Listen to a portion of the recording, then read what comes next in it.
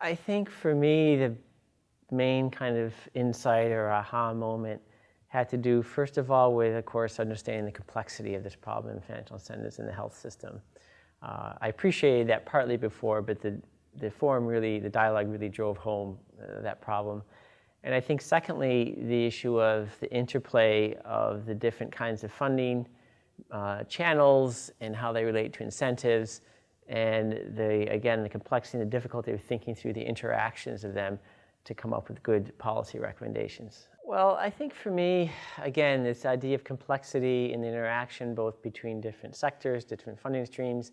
Another point of emphasis was the idea of incentives alongside non-financial incentives as addressing policy questions. So for me, the challenge, the next step is to think about how do we bring these different groups together so that any use of financial incentives can be placed in the context of a broader array of policies in which they will also be operating, so that we understand the context better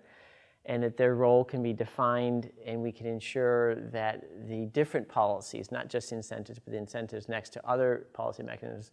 are aligned and they're coordinated and they're working together for the kinds of policy change we want. And I think that's going to mean bringing more people into the discussion than perhaps has been the case previously as people thought about financial incentive policies.